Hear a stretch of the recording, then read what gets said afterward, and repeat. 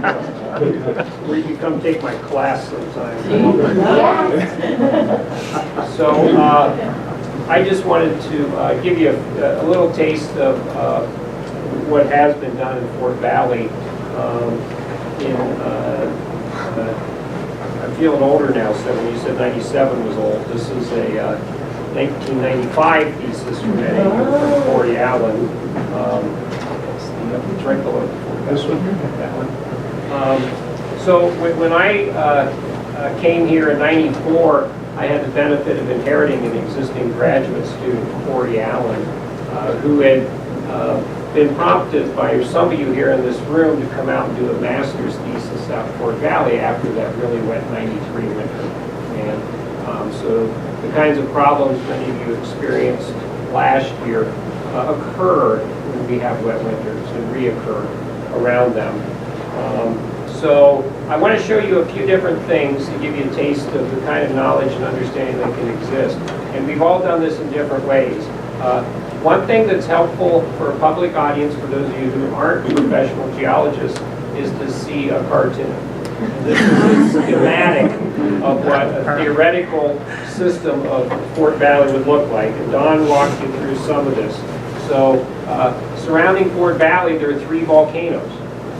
And those volcanoes had basalt flows that flowed out to various distances across the valley, and Don showed that really well. But they left behind piles of cinders. They left behind some clays and alluvium.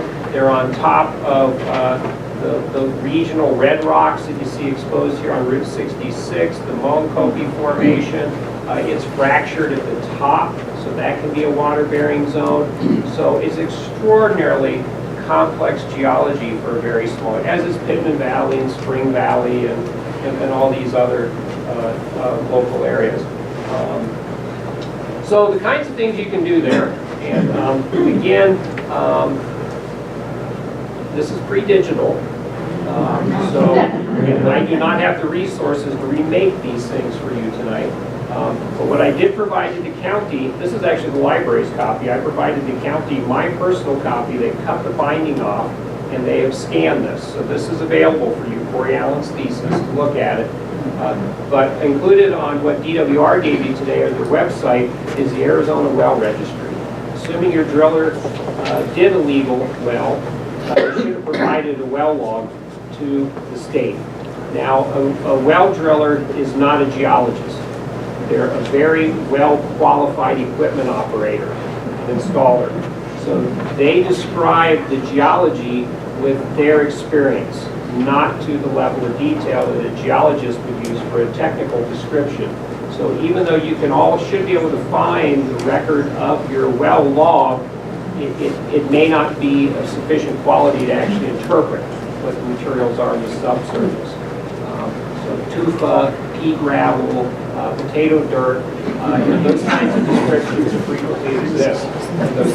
From that, what Corey did was he, in 93, when he started his thesis, he went to the state, and then you had to drive down there, query their database, and get paper copies and logs.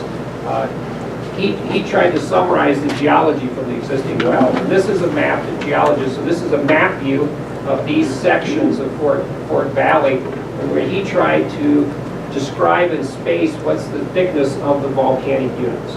So in addition to the depth and distribution, we try to get the thickness of units. I just want to give you a sample of some kinds of interpretations that can be done. And this was Corey's attempt, as Don showed you, to determine the thickness of the alluvia. Alluvial deposits are those that are moved by water, which is colluvial deposits are those moved by gravity. So slumping down the slope, whereas alluvium, ancient streams moved around and probably sorted it and made it, took away some of the fines and left the core. So alluvial deposits are generally better water yielding. That's where you want your well screen. Unfortunately, a lot of you don't have screens either. You just got an open pipe out there, so it may not yield, may have some other maintenance issues. The other things we can do, and Don showed you a good example of this, so I just want to give you a quick taste of this. This is again, a high quality paper topo. It's a, in the old days, it's a, this is the plate from Corey's thesis on real maps. So I took a picture of this for you today. We actually make what are called fence diagrams. So we actually make a line, a section through the existing wells. So we connect well to well, and we try to interpret the geology between those. And Corey tried to do that north and south and east and west across Fort Valley. And this is his best guess, like Don showed you, of trying to, and we don't need to look at this in detail. The take-home message is it's pretty complicated, as most of you know who tried to drill 5 or 6 dry holes on your lot. And this is another cross-section line, north to south, from the north to the south. And this is one east to west through there. Now, since Corey did his thesis, the good news is there's a lot more data. A lot of you perforated a lot of new holes out there. You give us a lot more new information we can use to interpret. Now, the other kinds of information that might exist in other areas that have more detail, DWR does this for some of their assured water supply designations where there's big money and big developers, they would use imaging techniques of the subsurface. So there's different geophysical techniques you can use to image that. And these areas don't obviously have that kind of resources and information needs for that.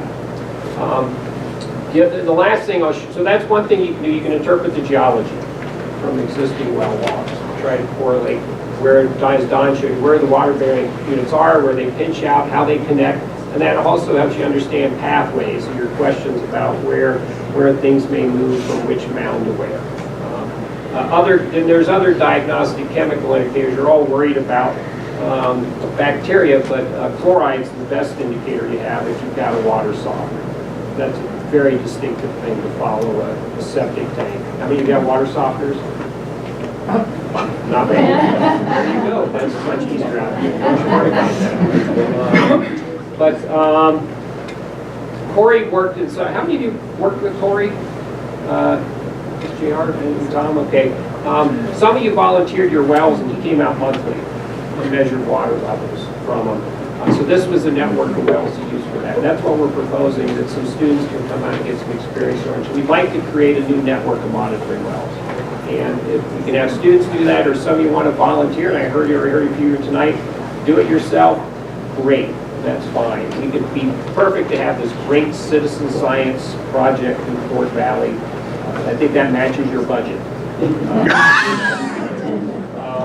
And this is just an example of what Corey did. He aggregated by the 3 different water-bearing units out there. He measured water levels monthly for a year across the volcanics unit, the alluvium and colluvium unit, and the volcanics unit.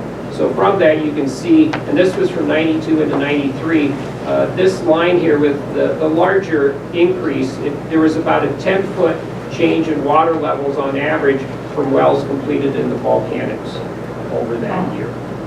So this gives you a sense of the kind of variability you can see on units. And that was the wet winter. So again, as Ron set up for you here, when Art came to me about a year ago now, Art said, we got to do something. And we need a study, and I said, well, we've got this great group of experts here that you guys have put the technical advisory committee. And this workshop is a result of your questions through Art to pull us together to help answer questions and find ways to move forward with you. And one thing we think that would be helpful for you would be to have some better information on the connectivity of some of the water-bearing units and get a better sense of understanding of the types of interannual and seasonal variabilities in water level we get in some of your wells. That would be some good base information that would help understand conditions out there. So Don and I are happy. How much time we have for questions? We've got about 5 minutes. I do want to mention, I kind of mentioned this proposal that we received from the NAU student chapter of the American Institute of Professional Geologists. And the proposal is to take some water level measurements and some water samples for testing for a number of things. And to generate a brief report documenting the results. This is a start, but one of the things that is needed is permission, if any of you are willing to allow them to take measurements and collect a water sample from your well, so that we can bring this data together, because obviously they need your permission to access your well. If any of you are interested in allowing this, there's a sign-in sheet on the back table, and we'd really appreciate your name and your address, and I think there's a place for a phone number, or some way that we can contact you when this gets started. Yes? Okay, this is all related to Baderville, Fort Valley, essentially. But there are many of us along the Rio de Flag in the Coconino Estates area that have wells also, and registered, and none. Do they want that information? Mine's registered. But it's not for drinking, is it? It's for No, irrigation, right? Have Are you not. within the city? Yes, So you're on city sewer. yes. So it's But- not a concern of water quality. So they are wanting to test the water wells in relationship to septic contamination. Okay, And flooding, and flooding, okay, thank you. flood water quality. So you don't want to know about mine. Sure, go ahead. What's involved if we do allow our wells to be tested, and particularly the water depth? Yeah. Are they going to pull the pumps to do No, that? no, hopefully not. No, it's a simple technique. Most of your wells are shallow. So the technique is used, it's essentially you run an ammeter down. Oh, I see. Until it gets it current. The trick is not to get it hung up on any of your service equipment. So the benefit of this student group is there's a local professionals who are mentoring them who do this for a living. So they're training them, and they'll have standard operating procedures. They'll share their decontamination procedures and all those things with you. So we want to make sure people are comfortable with it. The other thing we would mention too, the DWR's location for your well is to the nearest quarter section. It's not the latitude and longitude of your well. So we would prefer to have an accurate GPS coordinate of your wellhead to make these interpretations more helpful. So if you were willing, we would also like to have an accurate location of your well. You have to be comfortable with that being public information. We can all spot them from the air photos anyways. Anyways, just so you guys are aware. Does that answer your question? Those are the issues that we've identified. Yes? My question is for Don. So when you're talking about the different wells and the water and everything underneath, if someone drilled a well 60 feet from my well and they punched through and they lost the water. So I've been told that I have to just find another location to drill another well, but then other people have said, oh no, you can still deepen your well. And so I don't really know, as far as like how the ground goes, other than ours, if that is a good choice or not. So I don't understand. Well, yeah, you can potentially deepen your well, assuming that there are other water-bearing zones, deeper in the subsurface where your well is located. Well, if there's that was 60 feet from my well, and so if I deepen my well, and they said they punched through and lost the water. They were putting in a water company, and they couldn't get enough water, so they kept drilling deeper. So when you say they lost the water, did they end up completing a successful well at some depth? No. Oh, okay, so all They of had a well, and they didn't have enough water in it, so they drilled it more, and they lost all the water, and then 2 years later, my well went dry. Yeah.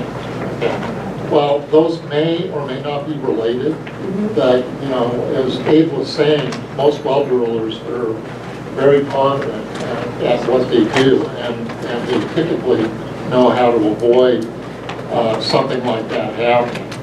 And there are also ways that you can actually go back in and reseal that well so that, up to where your well had developed usable amounts of water, and then over time, that water bearing zone would reestablish itself with that well that broke through whatever that They water never closed it. confining layer well. They never closed Yeah. it. Well, a couple of They caveats just to drilled that. another well. No driller is ever going to relocate on some other driller's well. Yeah. So that's issue one. And very few drillers would ever deepen their well. They would drill a new hole. Well, that's what happened. I have the well records, and I found out before I bought the property that all this had happened. And my well had been there since '88, and this happened in 2002, and so I didn't know about any of this until I lost my well 3 years ago. So I've been doing a lot of research, and 2 people have told me I shouldn't and couldn't deepen it, and then other people have told me, yes, I should and I could. We have legal experience here with DWR tonight. You can Oh,